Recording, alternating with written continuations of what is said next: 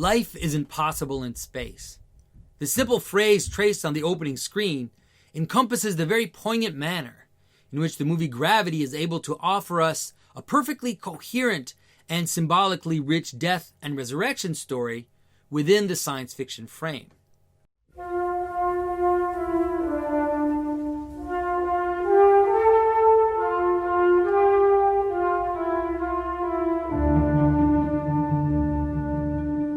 This is Jonathan Pageau. Welcome to the Symbolic World.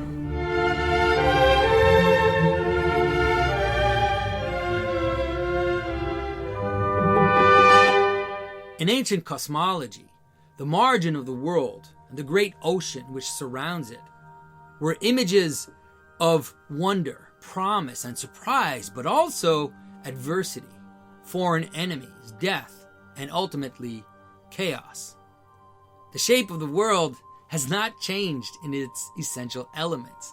All that used to be contained in those outer rims of the world has now been projected out into outer space.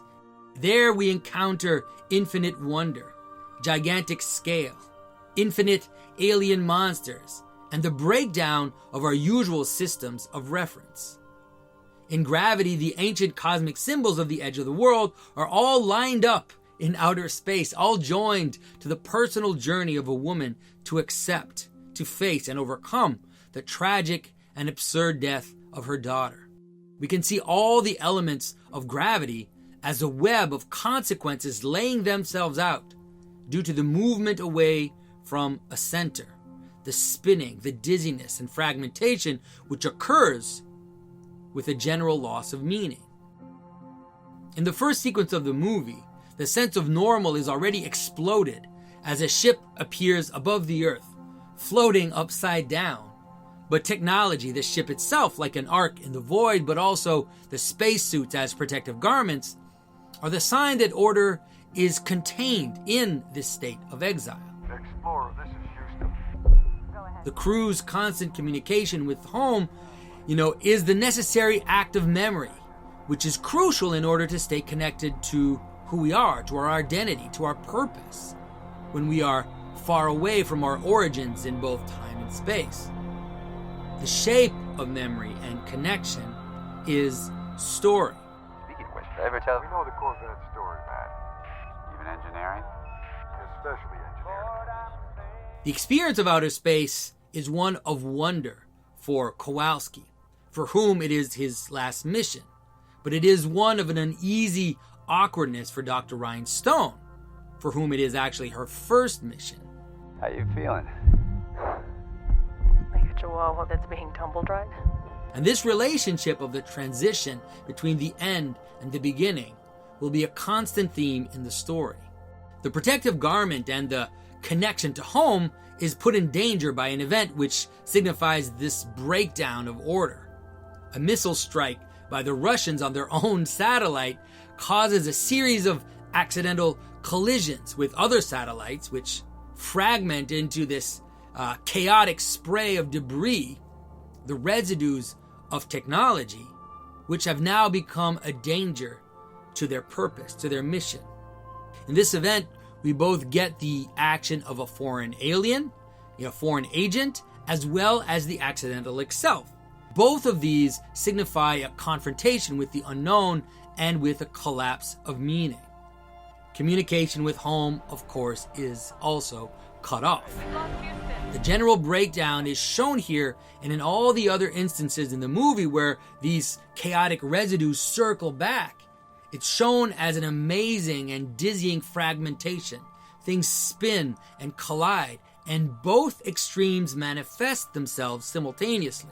That is, both the danger of being detached from anything stable, right, lost to the emptiness of the void, as well as the danger of remaining attached to a collapsing structure. The damages to explore are catastrophic. Their ship is destroyed, and in the remaining debris and death, we see the first of 3 totems or mascots. Marvin Martian, who is the ultimate caricature of an alien wanting to destroy Earth and manifests this intrusion of chaos and destruction. Kowalski in the story acts as the wise man of experience, the guiding force, which teaches Ryan what to do and guides her along her path. He literally tethers Ryan to himself and guides her both psychologically and physically through the void from which he has actually caught her. In that sense, he acts as a father figure as she navigates through the chaos. The solution to their problem, with their ship destroyed, is to embark on a journey and travel across the void. In many ways, it's shown as an impossible voyage which goes west and east at the same time, going west in space towards the place where the sun sets, but also strangely going east as they move towards the Russian-run space station and then finally attain the Chinese station in order that they can finally return to Earth. As they travel, Kowalski continues to express his wonder, and he attempts to coax Ryan out of her story. Beautiful, don't you think? What? The sunrise. And in her telling, that's where we discover that the story, her story, is not finished. That after her experience of tragedy, she is left driving around without a purpose. This is an echo of her spinning and floating aimlessly in outer space. In the approach to the space station, Kowalski ends up sacrificing himself to save Ryan, and then he guides her towards her purpose, ending his life with a story in wonder and with music. You should see the sun on the Ganges. It's amazing. If Ryan succeeds, Kowalski tells her, she will find her story. By this time tomorrow, you're going to be back in Lake Zurich with a hell of a story to tell. From that point, the pattern of this relationship between death and rebirth, end and beginning, repeat themselves over and over to show us the different aspects of transition between the two. Ryan is still moving away from meaning. This move away appears as moving into foreign space. First in the Russian station, she has to look at the instruction manual to figure out, the Russian controls. And then she finds herself randomly guessing which button to push once she's in the Chinese station. If in the American ship she saw Marvin Martian, here in the Russian ship she finds an icon of St. Christopher, who is the patron saint of travelers, but who is also a converted enemy, an alien in his own manner, known as one of the monstrous races of the ancient world, a giant, or else a dog-headed man. St. Christopher is shown carrying Christ across the waters. In this moment, when Ryan finds herself in the Russian escape pod, she actually recapitulates the story of St. Christopher almost perfectly. She encounters the breakdown of meaning through a man who's speaking to her in a foreign tongue that she cannot understand. Is that your name? Honeygang is your name? Is that your name? This breakdown of meaning reaches its limit as it descends into the barking of dogs, which she herself imitates. This tumble into an animal existence, into animality, is a common image of death and chaos in traditional stories. But within the barking of dogs appears the voice of a child. And so just like the dog-headed Christopher carries the child across, so too she encounters her own hope of rebirth. But she still needs to cross the waters of death. And so she descends into the underworld, where she encounters the ghost of Kowalski, like the Roman hero Aeneas visiting his father. And Kowalski gives her the piece of the puzzle she needs. The change of death back into life appears as a final trick, a final inversion. Like Christ descending into death and tricking Hades into taking light into darkness, like in the legend of St. Christopher, where Christ tricks St. Christopher. St. Christopher was looking to serve the most powerful being, and now he finds himself carrying an innocent child. So too the solution to Ryan's death is a surprise inversion. That is, to use the landing mechanism to take off. Having reached the Chinese station, Ryan encounters an image of the Chinese Buddha, the last mascot. Buddha is of course also a foreign image to her, but it is an image of prosperity and cheer. In Chinese Buddhism, Buddha is understood as a manifestation of Maitreya, that is the last and final Buddha. And so from the hostile Martian to the transitional St. Christopher, we now see the future open once more. Although I've already said she's still in chaos, she must guess which button to push, but she moves no longer in despair and discouragement, but she moves with excitement and exploration in the unknown. And it is this excitement that we discover in Ryan as she goes through a purging fire. We find there both her renewed spark for life as well as her acceptance of a possible end. What's enlivening her is how she has finally found her story. Whether I make it down there in one piece and I have one hell of a story to tell. She has found her sense of wonder, and she's willing to go through hell to live again. 'Cause either way, it'll be one hell of a ride. Communication is recovered with home, and they ask her to confirm her identity. Please confirm identity. But there is one more cycle of death and rebirth we need to see. The cold, dark void of outer space has to be directly connected to the chaos and death of the deep, of baptism. Like St. Christopher, she plunges into the void of the lake. Until now, she toiled to protect herself with garments and technology, but now she must in the end remove her layers to regain the earth, regain her ground.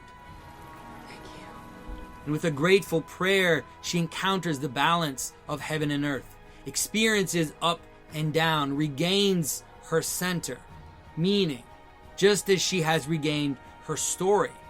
And it is in that moment that she finally resurrects, that she can stand again, in joy and wonder, though with pain and stumbling, and move forward.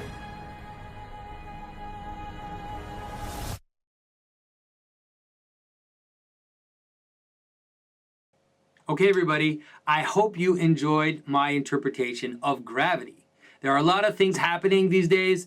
Next month, I'm going to be in Seattle, and I'm going to have a few speaking events. In the next few months, I will probably be in Florida speaking as well, and possibly in South Carolina. There'll be some speaking events as well. I'm going to put all those on my website as soon as possible, and you can go find those dates if you want.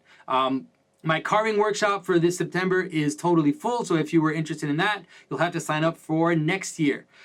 For all of those that are supporting me on Patreon, I want to give you a little bit of a hint of, the help that you are providing, what it's doing. About, let's say, almost 10 years ago, my brother Mathieu and I, we wrote a screenplay. And it's very relevant to this interpretation of Gravity because the screenplay was a kind of epic retelling of the story of St. Christopher. It was kind of like Lord of the Rings, but set in Byzantine, early Byzantine area there was St. Christopher and St. George. There were giants and dragons and pretty much every single character in Genesis. It was a very epic thing. And we wrote it being a bit naive about how Hollywood works and how these movies are made.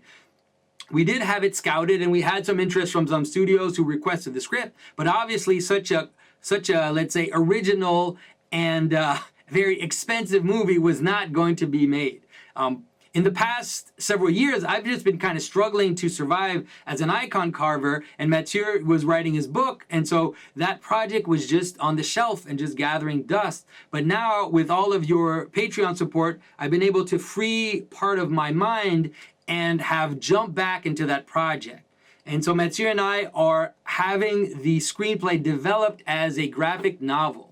We have an artist, his name is Cord Nielsen, and he has already started working on character design, and he's already, penciled the first sections, and we're working on thumbnailing the whole thing. So just to tell you, how much it's been able to free up my mind, and hopefully very soon we'll have a pretty crazy story to offer you guys. We'll probably have a Kickstarter or some other kind of crowdfunding project to raise some money to be able to finish the art of it and also to be able to publish it. So look forward for that. And as usual, thanks for your support, and I'll see you soon. If you enjoyed this content and our exploration of symbolism, get involved. I love to read your insights and questions in the comments section. You can also share this video on social media to your friends, and if you can, please consider supporting us financially through Patreon or PayPal. You'll find those links in the description below.